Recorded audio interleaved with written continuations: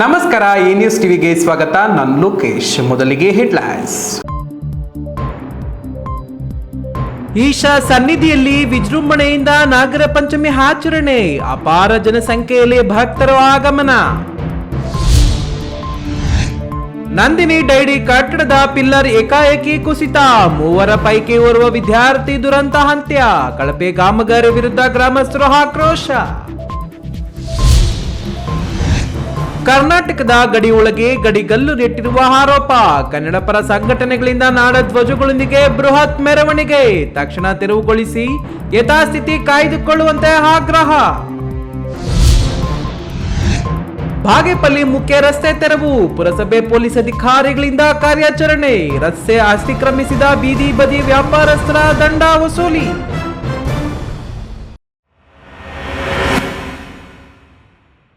ವಾರ್ತೆಗಳ ವಿವರ. ಈಶಾ ಆದಿಯೋಗಿ ಸದ್ಗುರು ಸನ್ನಿಧಿ ಚಿಕ್ಕಬಳ್ಳಾಪುರದಲ್ಲಿ ನಾಗರ ಪಂಚಮಿಯನ್ನ ವಿವಿಧ ಅರ್ಪಣೆ ಮತ್ತು ಸಾಂಸ್ಕೃತಿಕ ಕಾರ್ಯಕ್ರಮಗಳೊಂದಿಗೆ ಅತ್ಯಂತ ವಿಜೃಂಭಣೆಯಿಂದ ಆಚರಿಸಲಾಯಿತು. ಈ ಪವಿತ್ರ ಸಂದರ್ಭದಲ್ಲಿ ಪ್ರಾಣ ಪ್ರತಿಷ್ಠಾಪಿತ ನಾಗನ ದರ್ಶನ ಪಡೆಯಲು ಅಪಾರ ಸಂಖ್ಯೆಯ ಭಕ್ತರು ಆಗಮಿಸಿದರು.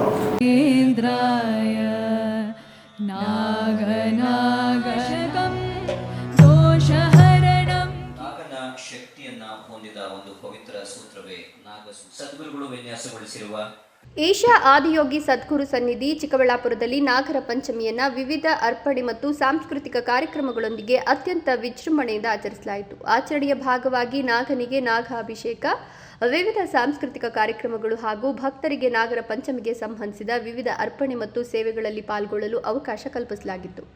ಆಗಸ್ಟ್ 15ರಿಂದ 17ರವರೆಗೂ ಸದ್ಗುರು ಸನ್ನಿಧಿಯಲ್ಲಿ ನಡೆದ 3 ದಿನಗಳ ಜಾತ್ರೆಯ ಭಾಗವಾಗಿ ಈ ಸಂಭ್ರಮದ ಆಚರಣೆಗಳು ಜರುಗಿದವು.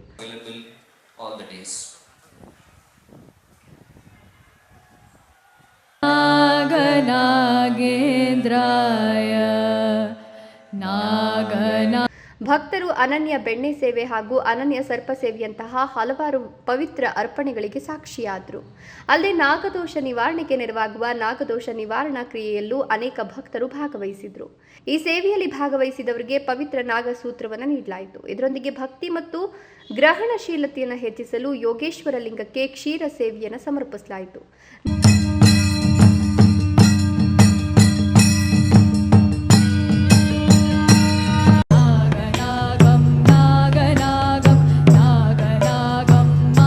ಶುಭ ಸಂದರ್ಭದಲ್ಲಿ ಭಕ್ತರು ಶಕ್ತಿಯುತ ನಾಗಾಭಿಷೇಕ ಪ್ರಕ್ರಿಯೆಯಲ್ಲಿ ಭಾಗವಹಿಸುವ ಅವಕಾಶವನ್ನು ಹೊಂದಿದ್ದಾರೆ.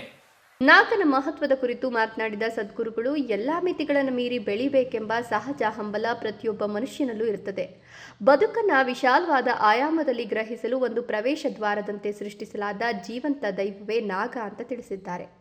ಸಂಜೆ 6:15ಕ್ಕೆ ಪ್ರಾರಂಭವಾದ ಕಾರ್ಯಕ್ರಮದಲ್ಲಿ ಸೌಂಡ್ಸ್ ಆಫ್ ಈಶಾದಿಂದ ಸಂಗೀತ ಸಮರ್ಪಣೆ ಹಾಗೂ ನಾಗರ ಪಂಚಮಿಯ ವಿಶೇಷ ಪೂಜಾ ವಿಧಿಗಳು ನಡೆದವು. ಕೊನೆಯಲ್ಲಿ ಯೋಗ ವಿಜ್ಞಾನವನ್ನು ಬಿಂಬಿಸುವ ಅದ್ಭುತ ಪ್ರದರ್ಶನವಾದ ಆದಿಯೋಗಿ ದಿವ್ಯ ದರ್ಶನದೊಂದಿಗೆ ಸಂಭ್ರಮಾಚರಣೆಯು ಮುಕ್ತಾಯಗೊಳಿತು. ಕ್ಯಾಮರಾಮನ್ ಅಖಿಲ್ ಜೊತೆ K S Narayanaswamy, E news TV, Chikkaballapur.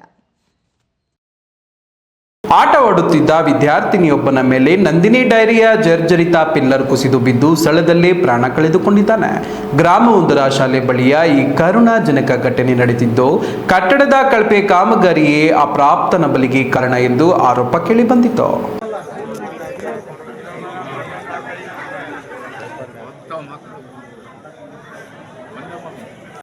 ಶಾಲೆಯ ಸಮೀಪವೇ ಆಟವಾಡುತ್ತಿದ್ದ 4ನೇ ತರಗತಿ ವಿದ್ಯಾರ್ಥಿ ಧನುಷ್ ಮೇಲೆ ನಂದಿನಿ ಡೈರಿ ಕಟ್ಟಡದ ಪಿಲ್ಲರ್ ಕುಸಿದು ಬಿದ್ದಿದೆ. ಘಟನೆಯ ರಭಸಕ್ಕೆ ಗಂಭೀರವಾಗಿ ಗಾಯಗೊಂಡ ಧನುಷ್ ಸ್ಥಳದಲ್ಲಿ ಮೃತಪಟ್ಟಿದ್ದಾನೆ.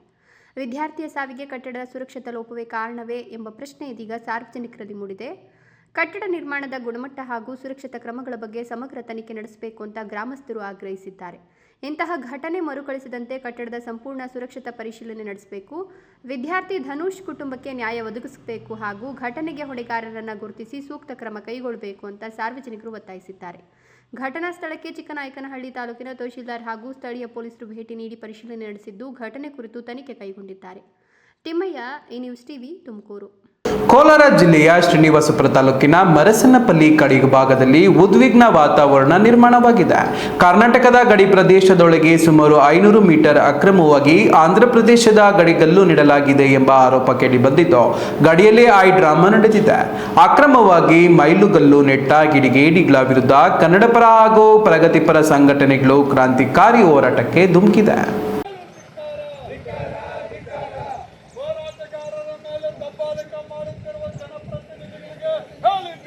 ಆಂಧ್ರ ಮತ್ತು ಕರ್ನಾಟಕ ಗಡಿ ಭಾಗವಾದ ಮರಸನಪಲ್ಲಿಯಲ್ಲಿಂದು ಪ್ರತಿಭಟನೆಯ ಕಾವು ಜೋರಾಗಿತ್ತು. ಕನ್ನಡಪರ ಸಂಘಟನೆಗಳ ಕಾರ್ಯಕರ್ತರು ಕೈಯಲ್ಲಿ ನಾಡಧ್ವಜ ಹಿಡಿದು ಬೃಹತ್ ಮೆರವಣಿಗೆ ನಡೆಸಿದರು. ನಮ್ಮ ಭೂಮಿಯನ್ನು ಅಕ್ರಮವಾಗಿ ಆಕ್ರಮಿಸಲು ಯತ್ನಿಸುತ್ತಿರುವವರ ವಿರುದ್ಧ ಆಕ್ರೋಶ ಹೊರಹಾಕಿದ ಹೋರಾಟಗಾರರು ತಕ್ಷಣವೇ ಈ ಗಡಿ ಕಲ್ಲುಗಳನ್ನು ತೆರವುಗೊಳಿಸಿ ಮೂಲ ಗಡಿಯಲ್ಲಿ ಯಥಾಸ್ಥಿತಿ ಕಾಯ್ದುಕೊಳ್ಳಬೇಕು ಅಂತ ಆಗ್ರಹಿಸಿದರು. ಸ್ಥಳದಲ್ಲಿ ಕಂದಾಯ ಇಲಾಖೆ ಅಧಿಕಾರಿಗಳು, ಕಾಂಟ್ರಾಕ್ಟ್ ಸರ್ವೇಯರ್ಗಳು ಹಾಗೂ ಹೋರಾಟಗಾರರ ನಡುವೆ ತೀವ್ರ ಮಾತಿನ ಚಕಮಕಿ ನಡೆಯಿತು. ಅಕ್ರಮವಾಗಿ ಗಡಿ ಕಲ್ಲು ನೆಟ್ಟವರ ವಿರುದ್ಧ ಸೂಕ್ತ ಕಾನೂನು ಕ್ರಮ ಜರುಗಿಸಬೇಕು ಮತ್ತು ತಪ್ಪಿತಸ್ಥರು ಸಾರ್ವಜನಿಕವಾಗಿ ಕ್ಷಮೆ ಯಾಚಿಸಬೇಕು ಅಂತ ಪ್ರತಿಭಟನಾಕಾರರು ಪಟ್ಟು ಹಿಡಿದರು.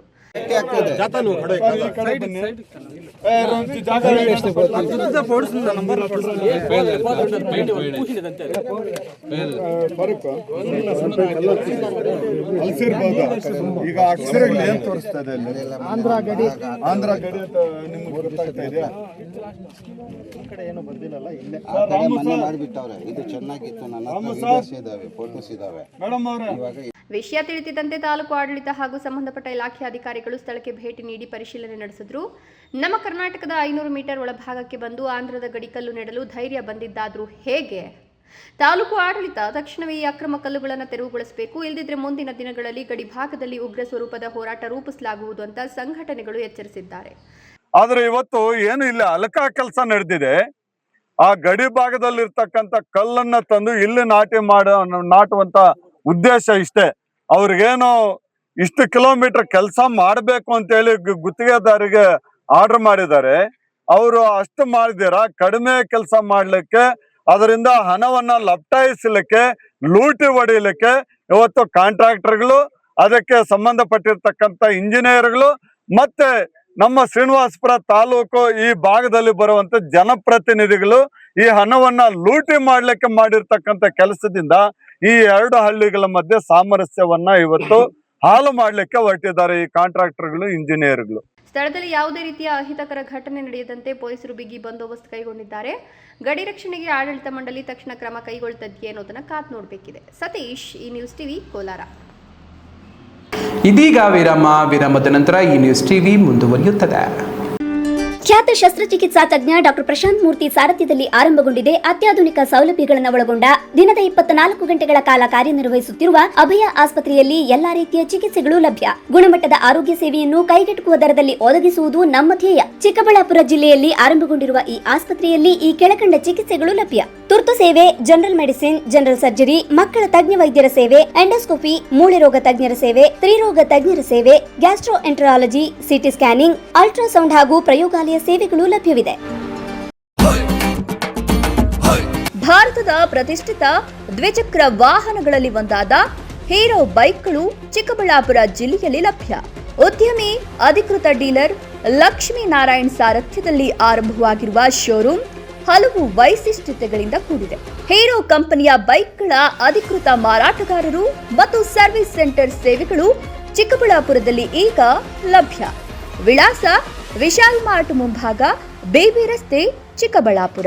ವಿರಾಮದ ಬಳಿಕ ಈ ನ್ಯೂಸ್ ಟಿವಿಗೆ ಸ್ವಾಗತ. ಬಾಗೇಪಲ್ಲಿ ಡಿವಿಜಿ ಮುಖ್ಯ ರಸ್ತೆ ಅತಿಕ್ರಮಿಸಿ ಬೀದಿ ಬದಿ ವ್ಯಾಪಾರಸ್ಥರಿಂದ ಅಧಿಕಾರಿಗಳು ದಂಡ ವಸೂಲಿ ಮಾಡಿಸಿದ್ರು. ಪಟ್ಟಣದ ಡಿವಿಜಿ ಮುಖ್ಯ ರಸ್ತೆಯನ್ನ ಅಂಗಡಿ ಮಾಲೀಕರು, ಬೀದಿ ಬದಿ ವ್ಯಾಪಾರಸ್ಥರು ಅತಿಕ್ರಮಣ ಮಾಡಿದ್ರೆ ಮೊದಲು ಕಡಿಮೆ ದಂಡ ವಿಧಿಸಲಾಗುವುದು, ಪುನರಾವರ್ತಿಸಿದ್ರೆ ಹೆಚ್ಚು ದಂಡ ವಿಧಿಸಲಾಗುವುದು ಎಂದು ಪುರಸಭಾ ಮುಖ್ಯಾಧಿಕಾರಿ ಎಂ ಶ್ರೀನಿವಾಸ್ ಎಚ್ಚರಿಕೆ ನೀಡಿದರು.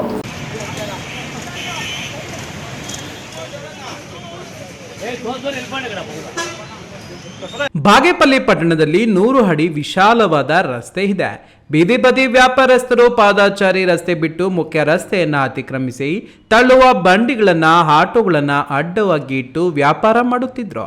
ಸಂಬಂಧಪಟ್ಟ ಪುರಸಭೆ ಅಧಿಕಾರಿಗಳು ಪಾದಚಾರಿ ರಸ್ತೆ ಅತಿಕ್ರಮಣ ಮಾಡಿಲ್ಲ ಎಂದು ಸಾರ್ವಜನಿಕರಿಂದ ಸಾಮಾಜಿಕ ಜಾಲತಾಣಗಳಲ್ಲಿ ವಿರೋಧ ವ್ಯಕ್ತವಾಗಿತ್ತು. ಒಂದು ವಾರದ ಒಳಗೆ ಪಾದಚಾರಿ ರಸ್ತೆ ಅತಿಕ್ರಮಣ ಮಾಡದಿದ್ದಲ್ಲಿ ಕರವೆಯಿಂದ ಪ್ರತಿಭಟನೆ ಮಾಡಲಾಗುವುದು ಎಂದು ಎಚ್ಚರಿಕೆ ನೀಡಿದ್ರು.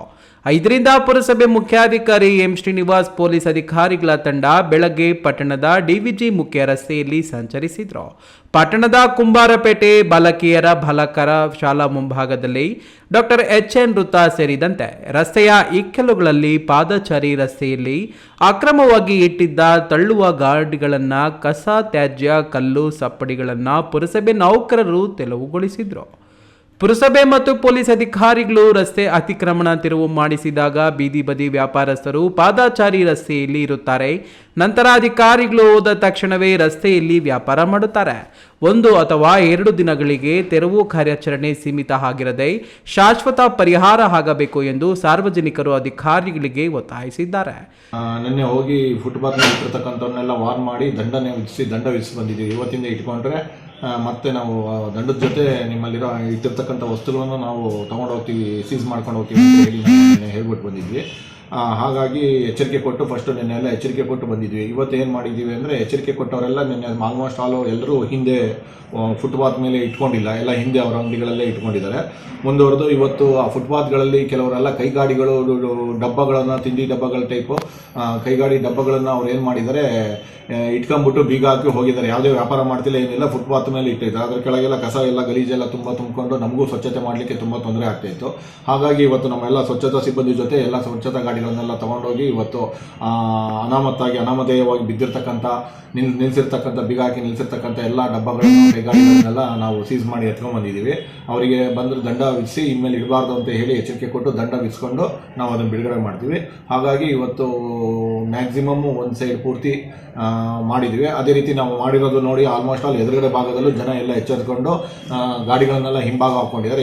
ಈಗ ಫುಟ್ಪಾತಲ್ಲಿ ತೆರವುಗೊಳಿಸಿರೋದಲ್ಲದೆ ರೋಡ್ ಮಧ್ಯ ನಿಲ್ಲಿಸಿರ್ತಕ್ಕಂಥ ಕೈಗಾಡಿಗಳನ್ನು ಸಹಿತ ಹಿಂದಕ್ಕೆ ಜರುಗಿಸಿದ್ದೀವಿ. ರಸ್ತೆ ತೆರವು ಕಾರ್ಯಾಚರಣೆಯಲ್ಲಿ ಪುರಸಭೆ ಮುಖ್ಯಾಧಿಕಾರಿ ಎಂ ಶ್ರೀನಿವಾಸ್, ಸಹಾಯಕ ಸಬ್ ಇನ್ಸ್ಪೆಕ್ಟರ್ ನಾರಾಯಣಸ್ವಾಮಿ, ಕಂದಾಯ ಅಧಿಕಾರಿ ಅತ್ತಾವುಲ್ಲಾ, ಆರೋಗ್ಯ ನಿರೀಕ್ಷಕ ಮಾರೇಗೌಡ ಸಿಬ್ಬಂದಿ ಅವರು ಪೊಲೀಸರು ಇದ್ದರು. PS ರಾಜೇಶ್, ಈ ನ್ಯೂಸ್ ಟಿವಿ, ಬಾಗೇಪಲ್ಲಿ. ಬೆಳಗಿನ ಉಪಹಾರ ಸೇವಿಸಿದ ಕೆಲವೇ ಸಮಯದಲ್ಲಿ ವಿದ್ಯಾರ್ಥಿಗಳಲ್ಲಿ ಅಸ್ವಸ್ಥತೆ ಕಾಣಿಕೊಂಡಿದೆ. ತಕ್ಷಣ ಕಾರ್ಯಪ್ರವೃತ್ತರಾದ ಶಿಕ್ಷಕರು ಮತ್ತು ಅಧಿಕಾರಿಗಳು ವಿದ್ಯಾರ್ಥಿಗಳನ್ನು ಆಸ್ಪತ್ರೆಗೆ ದಾಖಲಿಸಿ ಸೂಕ್ತ ಚಿಕಿತ್ಸೆ ಕೊಡಿಸಿದ್ದು, ಸದ್ಯ ಎಲ್ಲ ಮಕ್ಕಳು ಚೇತರಿಸಿಕೊಂಡು ಪ್ರಾಣಾಪಾಯದಿಂದ ಪಾರಾಗಿರುವ ಘಟನೆ ಕಿತ್ತೂರು ರಾಣಿ ಚೆನ್ನಮ್ಮ ವಸತಿ ಶಾಲೆಯಲ್ಲಿ ನಡೆದಿದೆ.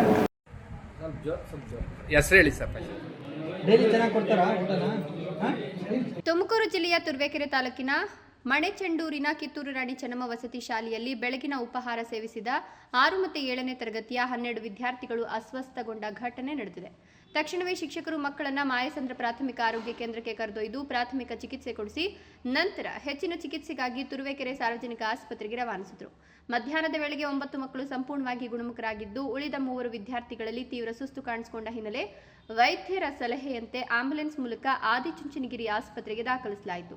ಮುನ್ನೆಚ್ಚರಿಕಾ ಕ್ರಮವಾಗಿ ವಸತಿ ಶಾಲೆಯಲ್ಲೇ ರಾತ್ರಿ 9 ಗಂಟೆಯವರೆಗೂ ಸ್ಟಾಫ್ ನರ್ಸ್ಗಳು ಉಳಿದ ಮಕ್ಕಳ ಆರೋಗ್ಯದ ಮೇಲೆ ತೀವ್ರ ನಿಗಾ ವಹಿಸಿದ್ರು. ಘಟನಾ ಸ್ಥಳ ಹಾಗೂ ಆಸ್ಪತ್ರೆಗೆ ತಹಶೀಲ್ದಾರ್ SA ಕುಂ ಇ ಅಹಮದ್, ಕ್ಷೇತ್ರ ಶಿಕ್ಷಣಾಧಿಕಾರಿ ಸೋಮಶೇಖರ್ ಹಾಗೂ ಸಮಾಜ ಕಲ್ಯಾಣಾಧಿಕಾರಿ ರಮೇಶ್ ನಾಯಕ್, ತುರುವೇಕೆರೆ ತಾಲೂಕು DSS ಮುಖಂಡ ಕೃಷ್ಣಸ್ವಾಮಿ BR ಭೇಟಿ ನೀಡಿ ಪರಿಶೀಲನೆ ನಡೆಸಿದರು. ಮಕ್ಕಳು ಸೇವಿಸಿದ ಆಹಾರ ಹಾಗೂ ಕುಡಿಯುವ ನೀರಿನ ಮಾದರಿಗಳನ್ನು ಸಂಗ್ರಹಿಸಿ ಪ್ರಯೋಗಾಲಯ ಪರೀಕ್ಷೆಗೆ ರವಾನಿಸಲಾಗಿದೆ. ಬೆಳಗ್ಗೆ taluk health officer Mayasandra PHC ವ್ಯಾಪ್ತಿಯಲ್ಲಿ ಫುಡ್ ಪಾಯ್ಸನಿಂಗ್ ಆಗಿದೆ ಮಕ್ಕಳಿಗೆ ಅಂತ ಫೋನ್ ಮಾಡಿದ್ರು ಸರ್. ಮತ್ತು 12 ಜನ ಕರ್ಕೊಂಬಂದ್ರಿ ಇಲ್ಲಿ ಮಕ್ಕಳನ್ನ. ಅವರಿಗೆ ಸ್ವಲ್ಪ ವಾಂತಿ ಇದೆಲ್ಲ ಇತ್ತು, ಅವರಿಗೆಲ್ಲ ಚಿಕಿತ್ಸೆ ನೀಡಿದ್ದೀವಿ. ಈಗ ಎಲ್ಲರೂ ಸ್ಟೇಬಲ್ ಆಗಿದ್ದಾರೆ ಸರ್. ಫುಡ್ ಪಾಯ್ಸನಿಂಗ್ ಅನ್ಸುತ್ತೆ.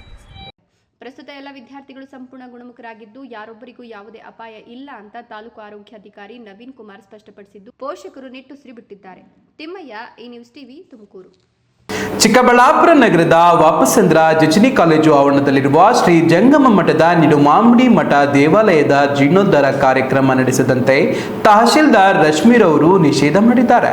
ಹಾಗಾಗಿ ದಿನಾಂಕ 22ರಿಂದ 24ರವರೆಗೂ ನಡೆಯಬೇಕಿದ್ದ ಚಂದ್ರಮೌಳೇಶ್ವರ ಸ್ವಾಮಿಯ ಆಲಯ ಸಂಪ್ರೋಕ್ಷಣ ಹಾಗೂ ಚಂದ್ರಮೌಳೇಶ್ವರ ಲಿಂಗ ಮತ್ತು ಶ್ರೀ ನಂದಿ ಪ್ರತಿಷ್ಠಾಪನೆ ಮತ್ತು ಶಿಖರ ಕಳಶಾಭಿಷೇಕ ಮಹೋತ್ಸವವು ಮುಂದೂಡಲಾಗಿದೆ.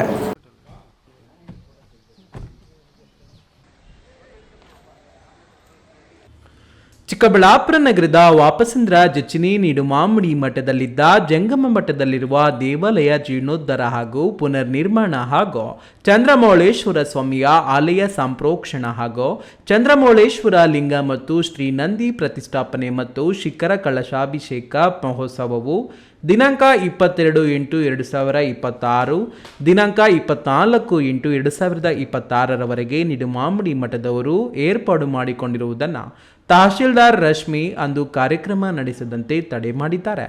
ಹಾಗಾಗಿ ಅಂದಿನ ಎಲ್ಲ ಕಾರ್ಯಕ್ರಮಗಳು ಮುಂದೂಡಲಾಗಿದೆ. ಈ ಮಧ್ಯೆ ಇಂದು ಜಚನಿ ನಿಡುಮಾಮಿಡಿ ಮಠದ ಆವರಣದಲ್ಲಿ ಸುದ್ದಿಗೋಷ್ಠಿ ನಡೆಸಿದ ವೀರಶೈವ ಲಿಂಗಾಯತ ಸಮಿತಿ ಜಿಲ್ಲಾ ಮಾಜಿ ಅಧ್ಯಕ್ಷ ನಂದೀಶ್ ಮಾತನಾಡಿ, 6 ವರ್ಷಗಳಿಂದ ನಡೆದುಕೊಂಡು ಬರುತ್ತಿರುವ ನಿಡುಮಾಮಿಡಿ ಮಠಕ್ಕೆ ಇದೇ ಊರಿನ ಕೆಲವರು ಅಡ್ಡಿಪಡಿಸುತ್ತಿದ್ದಾರೆ. ಈ ಮಠವನ್ನು ಇಷ್ಟು ದಿನಗಳ ಕಾಲ ನಿಡುಮಾಮಿಡಿ ಮಠದ ಶ್ರೀ ದೇಶಿಕೇಂದ್ರ ಚನ್ನಮಲ್ಲ ಸ್ವಾಮೀಜಿ ನಡೆಸಿಕೊಂಡು ಹೋಗುತ್ತಿದ್ರು. ಆಗ ಅವರಿಗೂ ನಮಗೂ ಭಿನ್ನಾಭಿಪ್ರಾಯ ಇತ್ತು. ಇನ್ನು ಮುಂದೆ ನಾವೆಲ್ಲ ಒಟ್ಟಾಗಿ ಈ ಮಠವನ್ನು ಅಭಿವೃದ್ಧಿಪಡಿಸಲು ತೀರ್ಮಾನಿಸಿದ್ದೇವೆ. ಈ ಮಠದ ಮತ್ತು ದೇವಾಲಯ ಅಭಿವೃದ್ಧಿಗೆ ಪಣ ತೊಟ್ಟಿದ್ದೇವೆ ಎಂದರು. 2019ರಲ್ಲಿ ರೀಜನಲ್ ಕಮಿಷನರ್ ರೆವಿನ್ಯೂ ಅವರು ಇದನ್ನ ಯಾರೋ ಕೆಲವರು ಒತ್ತಾಸೆಗೆ ಇಲ್ಲ ಅಂತಂದ್ರೆ ಪೂರ್ವಾಗ್ರಹ ಪೀಡಿತರಾಗಿ ಒಂದು ಆದೇಶವನ್ನ ಮಾಡಿದ್ದಾರೆ. ಏನಪ್ಪಾ ಅಂತಂದ್ರೆ ಈ ಸರ್ವೆ ನಂಬರ್ಗಳು 219, 7, 174/2 ಒಂದು ಇದಕ್ಕೆ ಸಂಬಂಧಪಟ್ಟದ್ದು 2 ಮಠಕ್ಕೆ ಸೇರಿದ ಸರ್ವೆ ನಂಬರ್ಗಳನ್ನ ಸರ್ಕಾರಕ್ಕೆ ಪಡಿಬೇಕು ಅಂತ ಒಂದು ಆದೇಶ ಮಾಡಿದ್ದಾರೆ. ಆದರೆ ಅದನ್ನ ಹೈಕೋರ್ಟ್ ಅಲ್ಲಿ ಚಾಲೆಂಜ್ ಮಾಡಿ ಸ್ಟೇ ತಂದು ಅದು ಸ್ಟೇನಲ್ಲಿ ಈ ಪರಿಸ್ಥಿತಿ ಇದೆ. ಆದರೆ ವಾಸ್ತವಾಂಶವನ್ನು ಅರಿದಿರ ಪ್ರಭಾವಿ ಶಕ್ತಿಗಳ ಯಾರೋ ಒಂದು ಕುತಂತ್ರದಿಂದ ಆ ಆದೇಶವನ್ನು ಮಾಡಿಸಿದ್ದಾರೆ. ಬಹುಶಃ ಆ ಆದೇಶಕ್ಕೆ ಕೌಡೆ ಕಾಸಿನ ಕಿಮ್ಮತ್ತಿಲ್ಲ.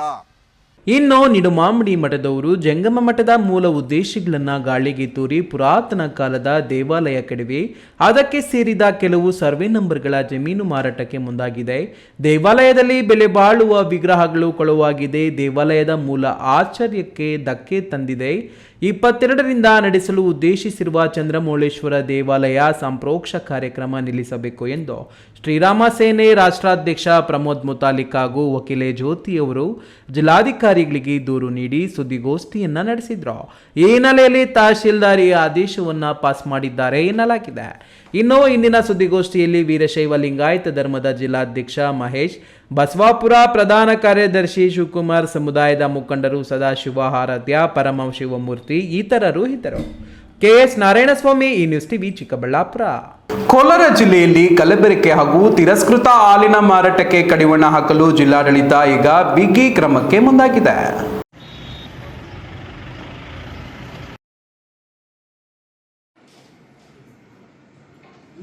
ಹೌದು, ಕೋಲಾರ ಜಿಲ್ಲೆಯಲ್ಲಿ ಇತ್ತೀಚೆಗೆ ವಿವಿಧ ಖಾಸಗಿ ಡೈರಿಗಳು ಸುಮಾರು 93,000 ಲೀಟರ್ ಸಾಮರ್ಥ್ಯದ ಹಾಲು ಶೀತಲೀಕರಣ ಕೇಂದ್ರಗಳನ್ನು ಸ್ಥಾಪಿಸಿ ವ್ಯಾಪಕವಾಗಿ ಹಾಲು ಸಂಗ್ರಹಣೆ ನಡೆಸುತ್ತಿವೆ. ಆದರೆ ಕೋಲಾರ ಹಾಲು ಒಕ್ಕೂಟ ಹಾಗೂ ಉತ್ಪಾದಕರ ಸಹಕಾರ ಸಂಘಗಳಿಂದ ಗುಣಮಟ್ಟದ ಅಭಾವ ಅಥವಾ ಕಲಬೆರಕೆಯ ಕಾರಣಕ್ಕೆ ತಿರಸ್ಕೃತಗೊಂಡ ಹಾಲನ್ನು ಸಹ ಖಾಸಗಿ ಸಂಸ್ಥೆಗಳು ಏಜೆಂಟ್ಗಳ ಮೂಲಕ ಖರೀದಿಸಿ ಶೀತಲೀಕರಣ ಕೇಂದ್ರಗಳಿಗೆ ಸಾಗಿಸುತ್ತಿರುವುದು ಬೆಳಕಿಗೆ ಬಂದಿದೆ. ಈ ಕಲಬೆರಕೆ ಹಾಲು ಮಾರುಕಟ್ಟೆಗೆ ಸೇರುತ್ತಿರುವುದರಿಂದ ಸಾರ್ವಜನಿಕರ ಆರೋಗ್ಯದ ಮೇಲೆ ತೀವ್ರ ಪ್ರತಿಕೂಲ ಪರಿಣಾಮ ಬೀರುವ ಆತಂಕ ಎದುರಾಗಿದೆ. ಇದನ್ನು ಗಂಭೀರವಾಗಿ ಪರಿಗಣಿಸಿರುವ ಕೋಲಾರ ಜಿಲ್ಲಾಧಿಕಾರಿಗಳು ಹಾಗೂ ಜಿಲ್ಲಾ ದಂಡಾಧಿಕಾರಿಗಳು ಪ್ರತಿಯೊಂದು ತಾಲೂಕಿನಲ್ಲಿಯೂ ವಿಶೇಷ ತಂಡಗಳನ್ನು ರಚಿಸಲು ಆದೇಶಿಸಿದ್ದಾರೆ. ಈ ತಾಲೂಕುವಾರು ತಂಡಗಳು ವಾರಕ್ಕೆ ಕನಿಷ್ಠ 1 ಬಾರಿ ಖಾಸಗಿ ಡೈರಿಗಳು ಮತ್ತು ಶೀತಲೀಕರಣ ಕೇಂದ್ರಗಳ ಮೇಲೆ ಅನಿರೀಕ್ಷಿತ ದಾಳಿ ನಡೆಸಿ ಕಟ್ಟುನಿಟ್ಟಿನ ಪರಿಶೀಲನೆ ನಡೆಸಲಿವೆ. ಸಾರ್ವಜನಿಕರ ಆರೋಗ್ಯದ ಜೊತೆ ಆಟವಾಡುವ ಖಾಸಗಿ ಸಂಸ್ಥೆಗಳು ಹಾಗೂ ಏಜೆಂಟರ ವಿರುದ್ಧ ಕಠಿಣ ಕಾನೂನು ಕ್ರಮ ಜರುಗಿಸುವುದಾಗಿ ಜಿಲ್ಲಾಡಳಿತ ಎಚ್ಚರಿಕೆ ನೀಡಿದೆ. ಸತೀಶ್, ಈ ನ್ಯೂಸ್ ಟಿವಿ, ಕೋಲಾರ. ಚಿಕ್ಕಬಳ್ಳಾಪುರ ಜಿಲ್ಲೆಯನ್ನು ಬರಪೀಡಿತ ಜಿಲ್ಲೆ ಎಂದು ಘೋಷಿಸಿ ರೈತರ ಎಲ್ಲ ರೀತಿಯ ಸಾಲ ಮನ್ನಾ ಸೇರಿದಂತೆ ವಿವಿಧ ಬೇಡಿಕೆಗಳನ್ನು ಈಡೇರಿಸುವಂತೆ ಆಗ್ರಹಿಸಿ ಅಖಿಲ ಕರ್ನಾಟಕ ರೈತ ಸಂಘದ ಜಿಲ್ಲಾ ಘಟಕದ ವತಿಯಿಂದ ಮಂಗಳವಾರ ನಗರದ ಜಿಲ್ಲಾಡಳಿತ ಭವನದ ಎದುರು ಧರಣಿ ನಡೆಸಿದರು.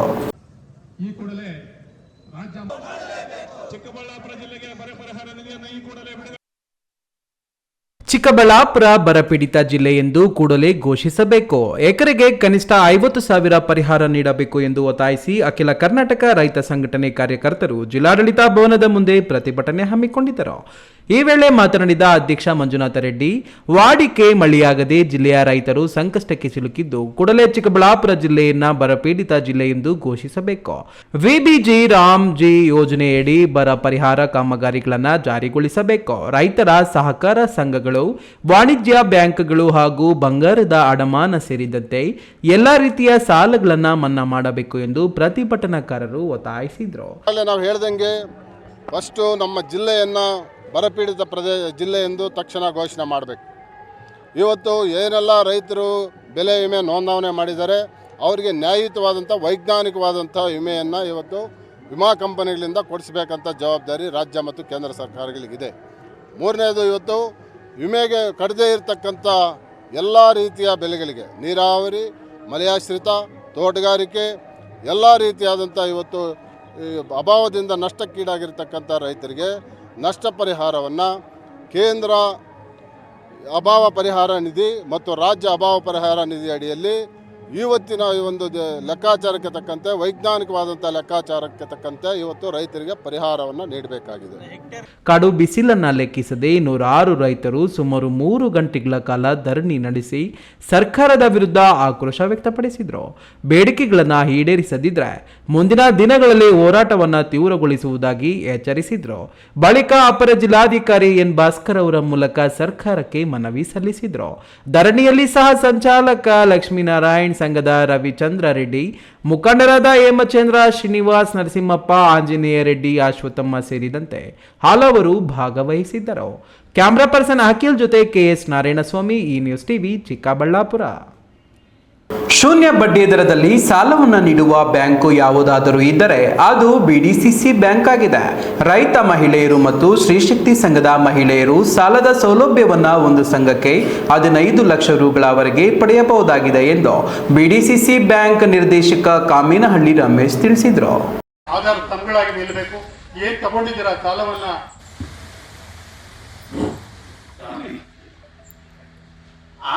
ದೇವನಹಳ್ಳಿ ತಾಲೂಕಿನ ಬೊಮ್ಮವಾರ ಗ್ರಾಮದಲ್ಲಿ ಬೆಂಗಳೂರು ಜಿಲ್ಲಾ ಕೇಂದ್ರ ಸಹಕಾರ ಬ್ಯಾಂಕ್ ವತಿಯಿಂದ ಬೊಮ್ಮವಾರ, ಅರದೇಶನಹಳ್ಳಿ ಹಾಗೂ ಕುಂದಾಣ ಎಂಪಿಆರ್ಎಸಿಗಳ ರೈತ ಸದಸ್ಯರಿಗೆ ಕೆಸಿಸಿ ಬೆಲೆ ಸಾಲ, ಸ್ವಸಹಾಯ ಗುಂಪು ಸಾಲ ಹಾಗೂ ಮಧ್ಯಮಾವಧಿ ಸಾಲ ಸೇರಿದಂತೆ ಒಟ್ಟು 2.50 ಕೋಟಿ ರೂಪಾಯಿಗಳಷ್ಟು ಸಾಲ ಸೌಲಭ್ಯ ವಿತರಣಾ ಕಾರ್ಯಕ್ರಮವನ್ನು ಹಮ್ಮಿಕೊಳ್ಳಲಾಗಿತ್ತು.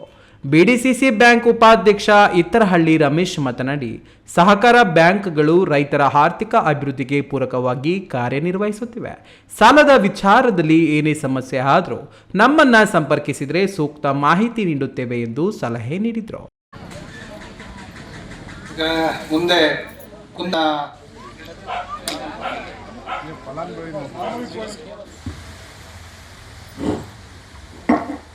ಬೆಂಗಳೂರು ಸೊಸೈಟಿಯಲ್ಲಿ ವ್ಯವಹಾರ ಮಾಡಿ ಅಕಸ್ಮಾತ್ ಏನಾದರೂ ನಿಮ್ಗೇನಾದ್ರು ಇಲ್ಲೇನಾದರೂ ನಿಮಗೆ ವ್ಯವಸ್ಥೆ ಸರಿಯಾಗಿಲ್ಲ ಅಂತ ನಮ್ಮ ಗಮನಕ್ಕೆ ತರಬೇಕು. ಇಮಿಡಿಯೇಟ್ ಆಗಿ ನಿಮ್ಮ ಕೆಲಸ ನಾವು ಮಾಡ್ಕೊಡಕ್ಕೆ ತಯಾರಿದ್ದೀವಿ ಅಂತೇಳಿ ನಾನು 2 ಮಾತು ಹೇಳ್ತೀನಿ. ಜೈ ಹಿಂದ್, ಜೈ ಕರ್ನಾಟಕ, ಜೈ ಸಾಕು. ಇದೇ ಸಂದರ್ಭದಲ್ಲಿ ದೇವನಹಳ್ಳಿ ತಾಲೂಕು ಸೊಸೈಟಿ ಅಧ್ಯಕ್ಷ ರಾಮಮೂರ್ತಿ ಮಾತನಾಡಿದರು. ಕಾರ್ಯಕ್ರಮದಲ್ಲಿ ಬೊಮ್ಮವಾರ, ಕುಂದಾಣ ಹಾಗೂ ಅರದೇಶನಹಳ್ಳಿ ಸೊಸೈಟಿಗಳಿಗೆ ಮಂಜೂರಾದ ಸಾಲದ ಮೊತ್ತ ಮತ್ತು ವೈಯಕ್ತಿಕ ಫಲಾನುಭವಿಗಳಿಗೆ ಮಂಜೂರಾದ ಸಾಲದ ಮೊತ್ತದ ಚೆಕ್ಗಳನ್ನು ವಿತರಿಸಲಾಯಿತು. ಈ ವೇಳೆ ಬೊಮ್ಮವಾರ ಸೊಸೈಟಿ ಅಧ್ಯಕ್ಷ ಶಿವಣ್ಣ, ಮಾಜಿ ಅಧ್ಯಕ್ಷ ಹೊಸಹಳ್ಳಿ ರವಿ, 3 ಸೊಸೈಟಿಗಳ ಸಿಇಒಗಳು, ನಿರ್ದೇಶಕರು, ರೈತರು, ಮಹಿಳೆಯರು ಇದ್ದರು. ಹೈದರ್ ಸಾಬ್, ಈ ನ್ಯೂಸ್ ಟಿವಿ, ದೇವನಹಳ್ಳಿ. ಸಾಕಷ್ಟು ದಿನಗಳಿಂದಲೂ ಮಳೆರಾಯ ಕೃಪೆ ತೋರದ ಹಿನ್ನೆಲೆಯಲ್ಲಿ ಶಿಡ್ಲಘಟ್ಟ ತಾಲೂಕಿನ ದೇವರಮಳ್ಳೂರು ಗ್ರಾಮದಲ್ಲಿ ಮಳೆಗಾಗಿ ಪ್ರಾರ್ಥಿಸಿ 5 ದಿನಗಳ ಕಾಲ ನಡೆಯುವ ವಿಶೇಷ ಪೂಜೆ, ಪ್ರಾರ್ಥನೆ ಇನ್ನಿತರೆ ಪ್ರಕೃತಿ ಮಾತೆಯನ್ನು ಪೂಜಿಸಿ ಆರಾಧಿಸುವ ಶಾಸ್ತ್ರ ಸಂಪ್ರದಾಯಗಳನ್ನು ನಡೆಸಲಾಯಿತು.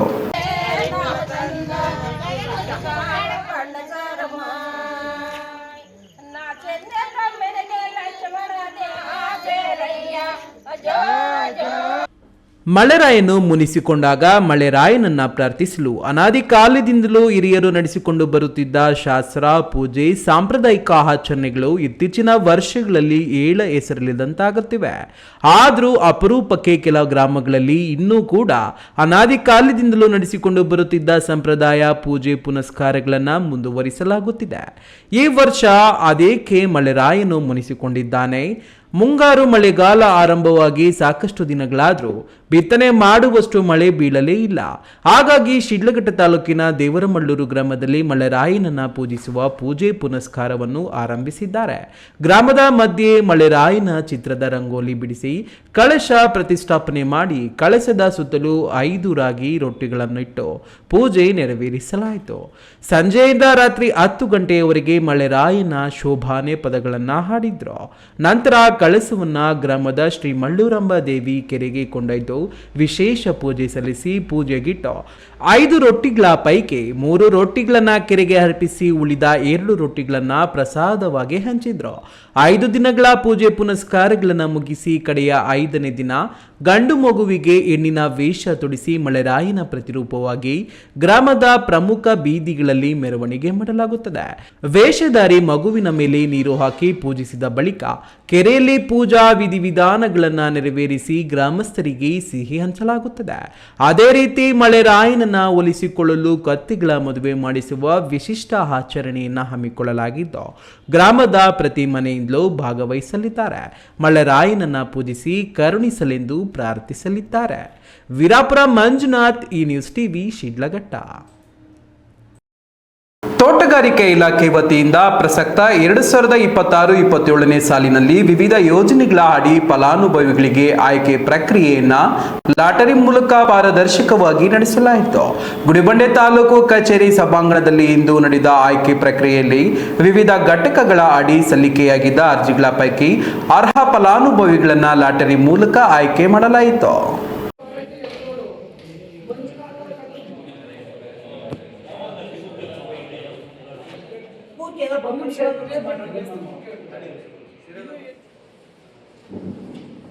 ರಾಷ್ಟ್ರೀಯ ತೋಟಗಾರಿಕಾ ಮಿಷನ್ ಯೋಜನೆಯಡಿ ಈರುಳ್ಳಿ ಶೇಖರಣಾ ಘಟಕಗಳು, ಫಾರಂಗಟ್ ಪ್ಯಾಕ್ ಹೌಸ್ಗಳು, ವೈಯಕ್ತಿಕ ಕೃಷಿ ಹೊಂಡ ಹಾಗೂ ಯಾಂತ್ರೀಕರಣ ಯೋಜನೆ ಸೇರಿದಂತೆ ವಿವಿಧ ಘಟಕಗಳಿಗೆ ಗುಡಿಬಂಡೆ ರೈತರಿಂದ ಅರ್ಜಿಗಳನ್ನು ಆಹ್ವಾನಿಸಲಾಗಿತ್ತು. ಈ ಯೋಜನೆಗಳ ಅಡಿ ಒಟ್ಟು 437 ಅರ್ಜಿಗಳು ಸಲ್ಲಿಕೆಯಾಗಿದ್ವು. ಅರ್ಜಿಗಳ ಪರಿಶೀಲನೆಯ ಬಳಿಕ ಅರ್ಹ ಫಲಾನುಭವಿಗಳ ಆಯ್ಕೆಗಾಗಿ ಲಾಟರಿ ಪ್ರಕ್ರಿಯೆ ನಡೆಸಲಾಗಿದ್ದು ಒಟ್ಟು 29 ಫಲಾನುಭವಿಗಳನ್ನು ಆಯ್ಕೆ ಮಾಡಲಾಗಿದೆ. ಈ ಸಂದರ್ಭದಲ್ಲಿ ಹಿರಿಯ ಸಹಾಯಕ ತೋಟಗಾರಿಕೆ ನಿರ್ದೇಶಕಿ ಗಾಯತ್ರಿ ಮಾತನಾಡಿ, ರೈತರ ಬೇಡಿಕೆ ಹಾಗೂ ಅಗತ್ಯಕ್ಕೆ ಅನುಗುಣವಾಗಿ ವಿವಿಧ ಯೋಜನೆಗಳ ಸೌಲಭ್ಯಗಳನ್ನು ಒದಗಿಸುವ ಉದ್ದೇಶದಿಂದ ಅರ್ಜಿಗಳನ್ನು ಸ್ವೀಕರಿಸಲಾಗಿತ್ತು. ಹೆಚ್ಚಿನ ಸಂಖ್ಯೆಯಲ್ಲಿ ರೈತರು ವಿವಿಧ ಘಟಕಗಳ ಸೌಲಭ್ಯಕ್ಕೆ ಅರ್ಜಿ ಸಲ್ಲಿಸಿರುವುದು ಗಮನಾರ್ಹವಾಗಿದೆ. ಫಲಾನುಭವಿಗಳ ಆಯ್ಕೆ ಪ್ರಕ್ರಿಯೆಯಲ್ಲಿ ಯಾವುದೇ ರೀತಿಯ ಗೊಂದಲಕ್ಕೆ ಅವಕಾಶವಾಗದಂತೆ ಹಾಗೂ ಎಲ್ಲ ಅರ್ಹ ಅರ್ಜಿದಾರರಿಗೂ ಸಮಾನ ಅವಕಾಶ ಕಲ್ಪಿಸುವ ಉದ್ದೇಶದಿಂದ ಲಾಟರಿ ಮೂಲಕ ಆಯ್ಕೆ ಮಾಡಲಾಗಿದೆ. ಈ ಮೂಲಕ ಆಯ್ಕೆ ಪ್ರಕ್ರಿಯೆಯಲ್ಲಿ ಪಾರದರ್ಶಕತೆ ಕಾಯ್ದುಕೊಳ್ಳಲಾಗಿದೆ ಎಂದು ಅವರು ತಿಳಿಸಿದರು. ಇವತ್ತು ಈ ದಿನ ವಿವಿಧ ಯೋಜನೆಗಳಲ್ಲಿ ಫಲಾನುಭವಿಗಳ ಆಯ್ಕೆ ಮಾಡಬೇಕಾಗಿತ್ತು. ಅದರಂತೆ ಲಾಟ್ರಿ ಮುಖಾಂತರ ಪಾರದರ್ಶಕವಾಗಿ ಮಾಡಬೇಕು ಅಂತ ನಾವು ಲಾಟ್ರಿನ ಹಮ್ಮಿಕೊಂಡಿದ್ವಿ.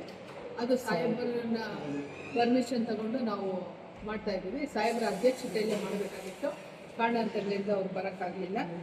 ಹಂಗಾಗಿ ಒಟ್ಟು ಈಗ 437 ಅರ್ಜಿಗಳು ಬಂದಿತ್ತು ವಿವಿಧ ಘಟಕಗಳು, ಅಂದರೆ ರಾಷ್ಟ್ರೀಯ ತೋಟಗಾರಿಕಾ ಮಿಷನ್ ಯೋಜನೆಯಲ್ಲಿ. ರೈತರು ತಮ್ಮ ಅಗತ್ಯಕ್ಕೆ ಅನುಗುಣವಾಗಿ ಯೋಜನೆಗಳ ಸೌಲಭ್ಯಗಳನ್ನು ಪಡೆದುಕೊಂಡು ಕೃಷಿ ಚಟುವಟಿಕೆಗಳನ್ನು ಸುಧಾರಿಸಿಕೊಳ್ಳಬೇಕು. ಇಲಾಖೆಯ ವಿವಿಧ ಯೋಜನೆಗಳ ಸದುಪಯೋಗ ಪಡೆದುಕೊಂಡು ಉತ್ಪಾದಕತೆ ಹಾಗೂ ಆದಾಯ ಹೆಚ್ಚಿಸಿಕೊಳ್ಳುವಂತೆ ರೈತರಿಗೆ ಸಲಹೆ ನೀಡಿದರು. ಮಂಜುನಾಥ್ ಬಿ, ಈ ನ್ಯೂಸ್ ಟಿವಿ, ಗುಡಿಬಂಡೆ. ಹಾಲು ಉತ್ಪಾದಕರ ಮಹಿಳಾ ಸಹಕಾರ ಸಂಘದಲ್ಲಿ ಅವ್ಯವಹಾರ ನಡೆದಿದ್ದು ಸಮಗ್ರ ತನಿಖೆ ನಡೆಸಬೇಕು ಎಂದು ಆಗ್ರಹಿಸಿ ಗ್ರಾಮಸ್ಥರು, ಹೈನುಗಾರರು, ರೈತರು ಪ್ರತಿಭಟನೆ ನಡೆಸಿ ನೆಲಮಂಗಲ ಬಮೂಲ್ ನಿರ್ದೇಶಕರ ವಿರುದ್ಧ ಆರೋಪ ವ್ಯಕ್ತಪಡಿಸಿದರು.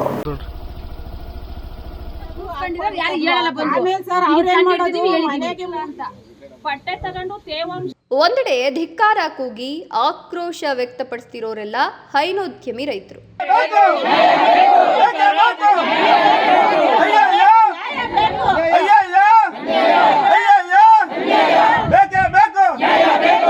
ಬೇಕು ಹೌದು, ನೆಲಮಂಗಲ ತಾಲೂಕಿನ ಲಕ್ಕಪ್ಪನಹಳ್ಳಿ ಡೇರಿ ಕಾರ್ಯದರ್ಶಿ ನಾಗಮ್ಮ ಹಾಗೂ ನೆಲಮಂಗಲ ತಾಲೂಕು ಬಮ್ಮೂಲ್ ನಿರ್ದೇಶಕ ಭವಾನಿ ಶಂಕರ್ ಬೈರೇಗೌಡರ ವಿರುದ್ಧ ರೈತರು ಗ್ರಾಮಸ್ಥರು ಪ್ರತಿಭಟನೆ ನಡೆಸಿ ಡೇರಿ ಕಾರ್ಯದರ್ಶಿ ನಾಗಮ್ಮ ಏಕಪಕ್ಷೀಯ ನಿರ್ಧಾರಗಳಿಂದ 21 ಲಕ್ಷಕ್ಕೂ ಹೆಚ್ಚು ಅವ್ಯವಹಾರ ನಡೆದಿದೆ. ಕಾರ್ಯದರ್ಶಿಯನ್ನು ವಜಾಗೊಳಿಸುವವರೆಗೂ ಡೇರಿಗೆ ಹಾಲು ಹಾಕೋದಿಲ್ಲ. ಡೇರಿ ಕಾರ್ಯದರ್ಶಿಗೆ ಸಹಕರಿಸುತ್ತಿರುವ ಬಮ್ಮೂಲ್ ನಿರ್ದೇಶಕ ಬೈರೇಗೌಡ್ರೆ ರೈತ ವಿರೋಧಿ ಕೆಲಸಕ್ಕೆ ಕುಮ್ಮಕ್ಕು ನೀಡುತ್ತಿದ್ದಾರೆ ಅಂತ ಆರೋಪಿಸಿದರು. ಹೋರಾಟಗಾರ ವಕೀಲ ನಾಗೇಂದ್ರ ಮಾತನಾಡಿ, ಡೇರಿ ಕಾರ್ಯದರ್ಶಿ ನಾಗಮ್ಮನವರು ಡೇರಿಗೆ 1.5 ಲೀಟರ್ ಹಾಲು ಹಾಕಿದ್ರೆ ಪುಸ್ತಕದಲ್ಲಿ 6 ಲೀಟರ್ ಅಂತ ಬರೀತಾರೆ. ಸಾಮಾನ್ಯ ಸಭೆಗಳಿಗೆ ಇಬ್ಬರೇ ಸೇರಿದ್ರು 6,000 ಖರ್ಚು ಬರೀತಾರೆ. ಕೇಳಿದ್ರೆ ನನ್ನಿಷ್ಟ ಅಂತಾರೆ. ಅಲ್ಲದೆ ಬಮ್ಮೂಲ್ ನಿರ್ದೇಶಕ ಭವಾನಿ ಶಂಕರ್ ಬೈರೇಗೌಡರು ರೈತರ ಪರ ಅಂತ ಭಾಷಣ ಬಿಗಿತಾರೆ. ಡೇರಿಯಲ್ಲಿ ಅವ್ಯವಹಾರ ಮಾಡುವವರ ವಿರುದ್ಧ ಅನುಕಂಪ ತೋರೋದು ಎಷ್ಟು ಸರಿ ಅಂದ್ರು. ನಿರ್ದೇಶಕರ ಮೀಟಿಂಗಲ್ಲಿ ಎಲ್ಲರೂ ಒಕ್ಕೊರಲಿನಿಂದ ಮಂಡನೆ ಮಾಡಿಬಿಟ್ಟು ಅವರು ಸಂಘದವರಲ್ಲ, ಅವರಿಗೆ ಹಕ್ಕು ಕೊಡಬಾರ್ದು ಅಂತ ಹೇಳ್ಬಿಟ್ಟು ಅವ್ರದ್ದೇ ಸೈನ ಫೋರ್ಜರಿ ಮಾಡಿಬಿಟ್ಟು ARಗೆ ತೊಗೊಂಡೋಗಿ ಕೊಟ್ಟರು. ಅಲ್ಲಿಂದ ನಮ್ಮ 3 ಜನಗಳಿಗೆ ಅವಳು ಏನು ಮಾಡ್ತಾವಳೆ, ಅಮ್ಮ ಏನು ಮಾಡ್ತಾವ್ರೆ ಅದೆಲ್ಲ ಗೊತ್ತಾಯಿತು. ಯಾವಾಗ ಒಂದು ಅರ್ಜಿ ನಮಗೆ ಬಂತು ಅದನ್ನು ಊರವ್ರಿಗೆಲ್ಲ ಗೊತ್ತಾದಾಗ ನಾವು ಹೋಗಿಲ್ಲ, ನಾವು ಸೈನೇ ಹಾಕಿಲ್ಲ, ನಮ್ಮ ಸೈನ್ ಎಲ್ಲ ಫೋರ್ಜರಿ ಮಾಡೋರು ಅಂತ ಗೊತ್ತು. ಅಲ್ಲಿಂದ ಸ್ಟಾರ್ಟ್ ಆದಂಥ ಇದು ಎಲ್ಲರಿಗೂ ಗೊತ್ತಾಯಿತು. ಮತ್ತು ಈ ಅಮ್ಮಂದು ಏನು ಗೊತ್ತಾ, ಕಂಟಿನ್ಯೂಸ್ಸು ಫ್ರಾಡ್ ಮಾಡ್ತಾರೆ. ಇದು ಇಲ್ಲಿ ಮೇಯ್ನು ರೈತರಿಗೆ ಸರ್ಕಾರದಿಂದ ಬರ್ತಕ್ಕಂಥ 5 ರೂಪಾಯಿ ಅನುದಾನದ ಹಣ ಅವ್ರು ತಲುಪ್ತಾ ಇಲ್ಲ. ಕಾರಣ ಅಂದರೆ ಆ ಅಮ್ಮ ರೈತರೆಲ್ಲ ಗುಣಮಟ್ಟದ ಹಾಲನ್ನೇ ಹಾಕ್ತಾ ಇರ್ತಾರೆ. ಆ ಅಮ್ಮ ಹಾಲಿಗೆ ನೀರು ಬೆರೆಸ್ಬಿಟ್ಟು ಬಲ್ಕ್ ಮಿಲ್ಕ್ ಸೆಂಟ್ರು ಅಲ್ಲಿ ತೊಗೊಂಡೋಗ್ತಾರೆ, ಅಲ್ಲಿಗೆ ಸರಬರಾಜು ಮಾಡ್ತಾರೆ. ಅಲ್ಲಿ ಫ್ಯಾಟ್ ಬರೋಲ್ಲ, ಅಲ್ಲಿಗೆ ಸರ್ಕಾರದಿಂದ ಪ್ರೋತ್ಸಾಹಧನ ರೈತರಿಗೆ ಏನು ಬರೋಲ್ಲ, 0. ಈಗ ಸಂಘದಲ್ಲಿ ಯಾವುದೇ ಲಾಭ ಇಲ್ಲ. ಇದನ್ನೆಲ್ಲ ನಾವು ಹಾಲಿ ನಿರ್ದೇಶಕರಾದಂಥ ಬೈರೇಗೌಡರಿಗೆ ತಲುಪಿಸಿದ್ರೆ ಅವ್ರು ಬಂದ್ಬಿಟ್ಟು ರೈತರೇನೇ ನೀವು ಕ್ವಾಲಿಟಿ ಹಾಲು ಹಾಕಿಲ್ಲ ಅಂತ ರೈತರ ಮೇಲೆ ಧಮಕಿ ಹಾಕ್ತಾರೆ. ಗ್ರಾಮ ಪಂಚಾಯಿತಿ ಮಾಜಿ ಅಧ್ಯಕ್ಷ ನರಸಿಂಹಮೂರ್ತಿ ಮಾತನಾಡಿ, ಗ್ರಾಮದಲ್ಲಿ ಮಹಿಳಾ ಡೇರಿಯೇ ಬೇಡ, ಕಾರ್ಯದರ್ಶಿ ಹಾಲಿಗೆ ನೀರು ಬೆರೆಸ್ತಿರೋದು ಸಾಕ್ಷಿ ಸಮೇತ ನೋಡಿದ್ದೇವೆ. ಕಳೆದ 5-6 ವರ್ಷಗಳ ಹಿಂದೆಯೇ ಅವ್ಯವಹಾರ ನಡೆದಿತ್ತು. ಲಕ್ಕಪ್ಪನಹಳ್ಳಿ ಡೇರಿಯಲ್ಲಿ ಅವ್ಯವಹಾರ ಖಂಡಿಸಿ ರೈತರು ಗ್ರಾಮಸ್ಥರು ಪ್ರತಿಭಟನೆ ನಡೆಸಿದ್ರು. 6 ಲೀಟ್ರು 10 ಲೀಟ್ರು ಡಬ್ಬ ಕ್ಯಾನ್ಗೆ ಹಾಕ್ತಾ ಇದ್ರು. ನಾನು ಚಿಕ್ಕ ಹುಡುಗನಿಂದ ನೋಡ್ದೆ, ಇದೇ ಊರಲ್ಲಿ ಇರೋದು. 6 ಲೀಟ್ರು 8 ಲೀಟ್ರು 10 ಲೀಟ್ರ್ ಹಾಲು ಹಾಕ್ತಿದ್ದವರು ಇವತ್ತು 300 ಲೀಟ್ರ್ ಹಾಲು ಹಾಕ್ತಾ ಇದ್ದಾರೆ. ಒಂದು ಟೈಮ್ಗೆ 2 ಟೈಮ್ಗೆ 600 ಲೀಟ್ರ್ ಹಾಕ್ತಾರೆ. ಎಷ್ಟು ನಮ್ಮ ರೈತರು ಮುಂದುವರೆದವ್ರೆ ಅಲ್ಲಿ ಹೈನುಗಾರಿಕೆಯಲ್ಲಿ ಅಂದರೆ ಇದನ್ನ ದುರುಪಯೋಗ ಮಾಡಿಕೊಂಡು ಇವ್ರು ಈ ಥರ ಎಲ್ಲ ಮಾಡಬಾರ್ದು ಸರ್. ಅವರು ಪಾಪ ಹಳ್ಳಿಯಿಂದ ಯಾವುದೇ ಕೆಲಸ ಇಲ್ಲ, ಕಾರ್ಯ ಇಲ್ಲ, ಏನೋ ಹೊಲದಲ್ಲಿ ಜಮೀನಲ್ಲಿ ಕೆಲಸ ಮಾಡಿಕೊಂಡು ನಾವು ಜೀವನಕ್ಕೋಸ್ಕರ ಹೈನುಗಾರಿಕೆ ಮಾಡಿಕೊಂಡು ಏನೋ ಅಷ್ಟೋ ಮಕ್ಕಳನ್ನ ಓದಿಸ್ಕೊಂಡು ಒಂದು ದಾರಿ ಮಾಡಬೇಕು ನಮ್ಮ ಮಕ್ಕಳಿಗೆ ಅಂತ ಅವರು ಹೈನುಗಾರಿಕೆ ಮಾಡ್ಕೊಂಡಿದ್ರೆ ಇಂಥ ಮೋಸ ಇಂಥ ದ್ರೋಹ ಮಾಡಬಾರ್ದು ಸರ್ ರೈತರಿಗೆ. ಈ ಸಂದರ್ಭದಲ್ಲಿ ಡೇರಿ ಅಧ್ಯಕ್ಷೆ ಸಿದ್ದಗಂಗಮ್ಮ, ಉಪಾಧ್ಯಕ್ಷೆ ಚಂದ್ರಕಲಾ, ನಿರ್ದೇಶಕಿಯರಾದ ರತ್ನಮ್ಮ, ಮಹಾಲಕ್ಷ್ಮಮ್ಮ, ಗಂಗಮ್ಮ, ಭಾಗ್ಯಮ್ಮ, ಅನಸೂಯ, ಶಕುಂತಲಾ, ರೈತರು, ಗ್ರಾಮಸ್ಥರು ಉಪಸ್ಥಿತರಿದ್ದರು. ರಾಮ್ ಪ್ರಸಾದ್ KR, ಈ ನ್ಯೂಸ್ ಟಿವಿ, ನೆಲಮಂಗಲ. ಇದೀಗ ವಿರಾಮದ ನಂತರ ಈ ನ್ಯೂಸ್ ಟಿವಿ ಮುಂದುವರಿಯುತ್ತದೆ.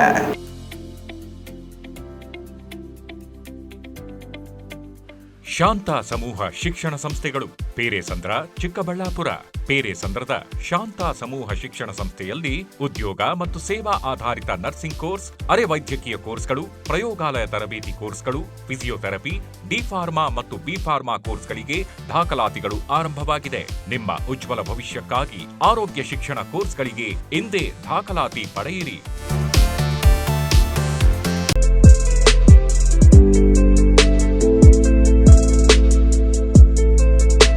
ಜೀವನ್ ಆಸ್ಪತ್ರೆ, BB ರಸ್ತೆ, ಚಿಕ್ಕಬಳ್ಳಾಪುರ. ಕೇಂದ್ರ ಸರ್ಕಾರದ NABH ಮಾನ್ಯತೆ ಪಡೆದ ಚಿಕ್ಕಬಳ್ಳಾಪುರ ಜಿಲ್ಲೆಯ ಮೊದಲ ಆಸ್ಪತ್ರೆ. ಡಾಕ್ಟರ್ IS ರಾವ್ ಸಾರಥ್ಯದಲ್ಲಿ 14 ವರ್ಷಗಳಿಂದ ಆರೋಗ್ಯ ಸೇವೆಯಲ್ಲಿ ಜೀವನ್ ಆಸ್ಪತ್ರೆ. 15,000ಕ್ಕೂ ಹೆಚ್ಚು ಹೆರಿಗೆ ಮಾಡಿಸಿರುವ ಖ್ಯಾತ ಪ್ರಸೂತಿ ತಜ್ಞ ಡಾಕ್ಟರ್ IS ರಾವ್ ನೇತೃತ್ವದಲ್ಲಿ ತಜ್ಞ ವೈದ್ಯರು, ವೈದ್ಯಕೀಯ ಪರಿಣಿತ ಸಿಬ್ಬಂದಿಯೊಂದಿಗೆ ದಿನದ 24 ಗಂಟೆಯೂ ಯಶಸ್ವಿಯಾಗಿ ಕಾರ್ಯನಿರ್ವಹಿಸುತ್ತಿರುವ 50 ಹಾಸಿಗೆಗಳ ಜೀವನ್ ಆಸ್ಪತ್ರೆ ಸಾರ್ವಜನಿಕರ ವಿಶ್ವಾಸಾರ್ಹತೆಗೆ ಪಾತ್ರವಾಗಿದೆ. ಈ ಆಸ್ಪತ್ರೆಯಲ್ಲಿ ಪ್ರಸೂತಿ ತಜ್ಞರು, ಮಕ್ಕಳ ತಜ್ಞ ವೈದ್ಯರು, ಜನರಲ್ ಫಿಸಿಷಿಯನ್, ಶಸ್ತ್ರಚಿಕಿತ್ಸಾ ತಜ್ಞರು, ಮೂಳೆ ವೈದ್ಯರು, ENT ತಜ್ಞರು, ಮೂತ್ರಕೋಶ ತಜ್ಞರು ಹಾಗೂ ನರರೋಗ ತಜ್ಞರ ಸೇವೆ ಲಭ್ಯ ಇದೆ. ಸುಸಜ್ಜಿತವಾದ ಆಪರೇಷನ್ ಕೊಠಡಿಗಳು, ನವಜಾತ ಶಿಶುಗಳಿಗಾಗಿ ತೆರೆದಿರುವ NICUನಲ್ಲಿ ತಜ್ಞ ಮಕ್ಕಳ ವೈದ್ಯರ ಸೇವೆ, CT ಸ್ಕ್ಯಾನ್, ಅತ್ಯಾಧುನಿಕ ಪ್ರಯೋಗಾಲಯ, ಔಷಧಾಲಯ ಸೇವೆಗಳು ದಿನದ 24 ಗಂಟೆಯೂ ಲಭ್ಯ. ಗುಣಮಟ್ಟದ ವೈದ್ಯಕೀಯ ಸೇವೆ ನಮ್ಮ ಆದ್ಯತೆ. ವಿರಾಮದ ಬಳಿಕ ಈ ನ್ಯೂಸ್ ಟಿವಿಗೆ ಸ್ವಾಗತ. ಇದೀಗ ಸಂಕ್ಷಿಪ್ತ ಸುದ್ದಿಗಳು. ಭ್ರಷ್ಟಾಚಾರದ ಆರೋಪ ಎದುರಿಸುತ್ತಿರುವ ಮಾಜಿ ಸಚಿವ ನಾಗೇಂದ್ರ ಅವರನ್ನು ಸಚಿವ ಸಂಪುಟದಿಂದ ವಜಾಗೊಳಿಸಬೇಕು ಹಾಗೂ ಪ್ರಕರಣದಲ್ಲಿ ಸೂಕ್ತ ಕ್ರಮ ಕೈಗೊಳ್ಳಬೇಕು ಎಂದು ಆಗ್ರಹಿಸಿ ಕೋಲಾರ ಹೊರವಲಯದ ಜಿಲ್ಲಾಧಿಕಾರಿಗಳ ಕಚೇರಿ ಆವರಣದಲ್ಲಿ ಬಿಜೆಪಿ ಪಕ್ಷದಿಂದ ಹೋರಾಟದ 2ನೇ ದಿನದಲ್ಲಿ ಕೆಜಿಎಫ್ನ ಕಾರ್ಯಕರ್ತರ ಹಾಗೂ ಮುಖಂಡರ ಪ್ರತಿಭಟನೆ ನಡೆಸಿದ್ರು. ಮಾಜಿ ಶಾಸಕ ಮಂಜುನಾಥ ಗೌಡರು ಹೋರಾಟಕ್ಕೆ ಸಾಥ್ ನೀಡಿದ್ರು. ನಾಗೇಂದ್ರ ಅವರು ಸಚಿವ ಸ್ಥಾನಕ್ಕೆ ರಾಜೀನಾಮೆ ನೀಡಬೇಕು ಹಾಗೂ ಭ್ರಷ್ಟಾಚಾರದ ಆರೋಪಗಳ ಕುರಿತು ಸೂಕ್ತ ತನಿಖೆ ನಡೆಸಿ ಕಠಿಣ ಕ್ರಮ ಕೈಗೊಳ್ಳಬೇಕು ಎಂದು ಆಗ್ರಹವನ್ನು ಪ್ರತಿಭಟನಾಕಾರರು ವ್ಯಕ್ತಪಡಿಸಿದರು. ಹೋರಾಟಕ್ಕೆ ಸಾರ್ವಜನಿಕರಿಂದಲೂ ಉತ್ತಮ ಸ್ಪಂದನೆ ದೊರೆತಿದ್ದು ಸಾರ್ವಜನಿಕರು ಭಾಗವಹಿಸಿ ಹೋರಾಟಕ್ಕೆ ತಮ್ಮ ಬೆಂಬಲ ವ್ಯಕ್ತಪಡಿಸಿದರು. ಕೊನೆಯದಾಗಿ ಮತ್ತೊಮ್ಮೆ ಹೆಡ್ಲೈನ್ಸ್. ಈಶಾ ಸನ್ನಿಧಿಯಲ್ಲಿ ವಿಜೃಂಭಣೆಯಿಂದ ನಾಗರ ಪಂಚಮಿ ಆಚರಣೆ, ಅಪಾರ ಜನಸಂಖ್ಯೆಯಲ್ಲಿ ಭಕ್ತರ ಆಗಮನ. ನಂದಿನಿ ಡೈರಿ ಕಟ್ಟಡದ ಪಿಲ್ಲರ್ ಏಕಾಏಕಿ ಕುಸಿತ, 3 ಪೈಕಿ ಓರ್ವ ವಿದ್ಯಾರ್ಥಿ ದುರಂತ ಅಂತ್ಯ, ಕಳಪೆ ಕಾಮಗಾರಿ ವಿರುದ್ಧ ಗ್ರಾಮಸ್ಥರು ಆಕ್ರೋಶ.